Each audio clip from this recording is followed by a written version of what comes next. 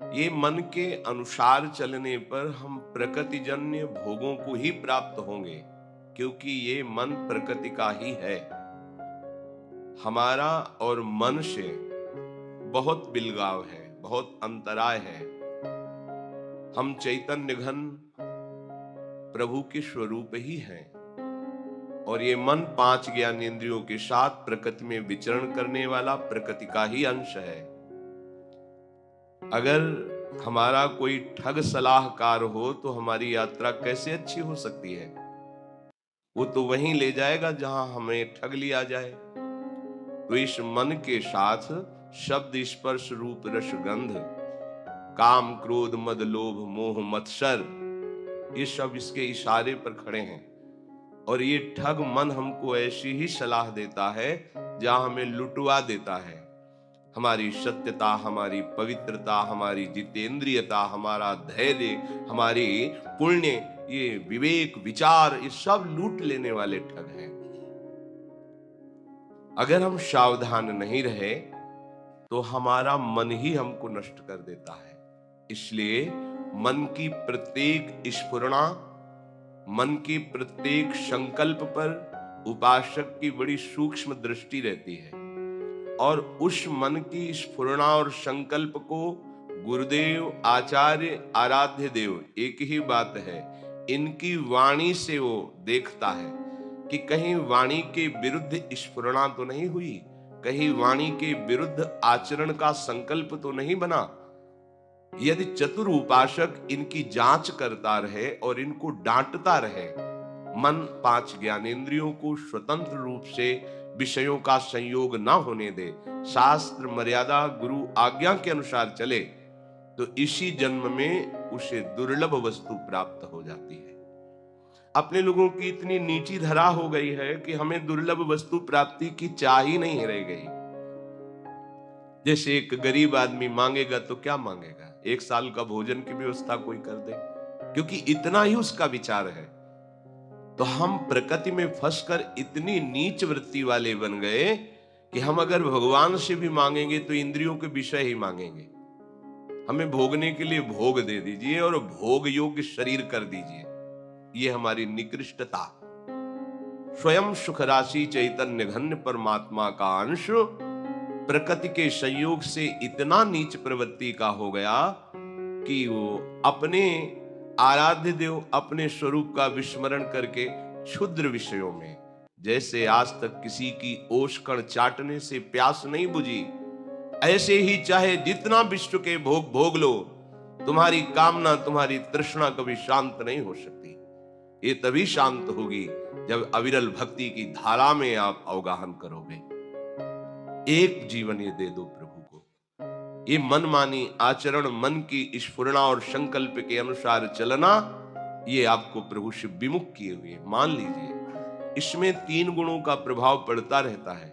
कभी मन सात्विक संकल्प करता है, कभी राजसिक करता है, कभी तामसिक करता है। कभी मन सत संबंधी संकल्प करता है, कभी असत संबंधी करता है। बहुत सूक्ष्म विवेक के द्वारा इस पर दृष्टि बनाए रखिए। असत संकल्पों को नष्ट कीजिए, सत संकल्प का बढ़ावा दे करके भक्ति की तरफ आगे बढ़िए। आपको किसी भी वस्तु, व्यक्ति, स्थान की सुख की आवश्यकता नहीं है। आप स्वयं सुख समुद्र हैं। मान लीजिए आप जब तक शरीर को अपना मानेंगे तब तक अभाव नहीं मिटेगा, और जहां आप प्रभु को अपना मानेंगे कोई अभाव रह ही नहीं जाएगा। आप पूर्णता का अनुभव करेंगे। ऐसी पूर्णता का अनुभव करेंगे, चराचर जगत भगवत स्वरूप है तो आप भी भगवत स्वरूप है। अब कोई इच्छा नहीं रह गई, कोई चाह नहीं रह गई, कोई समस्या ही नहीं रह गई। हर समय परमानंद में अंतःकरण डूब जाता है। जितनी भी हम चेष्टाएं करते हैं सुख के लिए करते हैं, परिणाम दुख मिलता है। हम क्यों नहीं समझ पा रहे कि हमारा रास्ता गलत है? अगर एक बार धैर्य से सोचो, जब से हमें होश संभाला तब से हम उपाय सुख का करते हैं, लेकिन दुख से पिंड नहीं छूट रहा। मतलब रास्ता गलत है। आओ प्रभु की तरफ। जो ही प्रभु की तरफ आओगे तो ही तुम्हें हो सकता है माया सुख का प्रलोभन दे या दुख का भयावह दृश्य रख दे। घबराना नहीं, क्योंकि वो अपने फंदे से बाहर नहीं निकलने देना चाहती। दुरत्यया, सहज में ऐसे मुक्त नहीं कर देती। आप हिम्मत वाले बनो, धैर्यवान बनो, और ये तभी आप बन सकते हो जब प्रभु को अपना मानोगे। प्रभु को अपना मानने वाला हर कष्ट सह सकता है। प्रभु को अपना मानने वाला हर वस्तु का त्याग कर सकता है। प्रभु को अपना मानने वाले को कभी कुछ भी दुर्लभ नहीं है। इस बात को पकड़िए आप।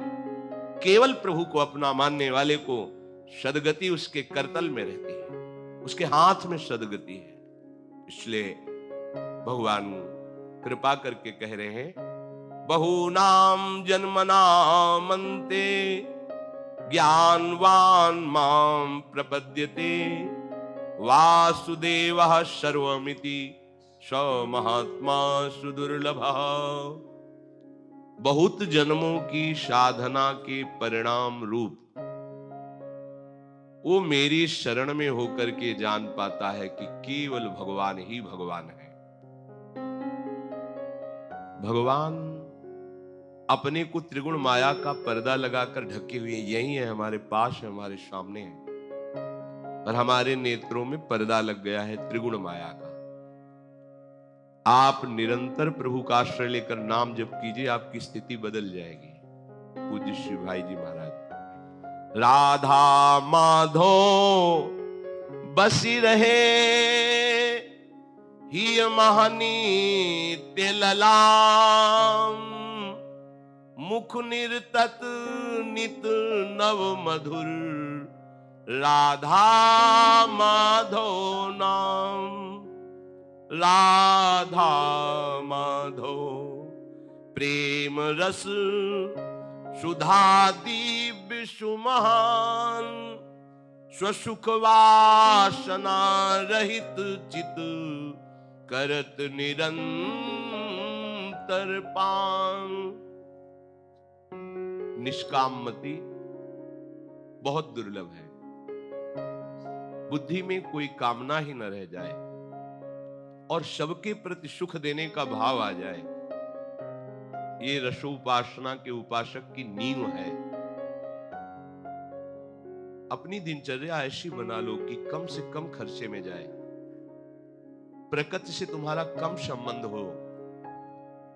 भले हर सामग्री, हमने संत जनों को देखा है, उतना ही पानी प्रयोग करते हैं जितनी आवश्यकता है। ऐसा नहीं टूटी खोल दी पानी बह रहा है, उतनी ही प्रकाश, नहीं तो बंद कर दिया, अंधेरे में बैठे, शांत भगवत चिंतन। प्रकृति का प्रयोग बहुत कम मात्रा में करो।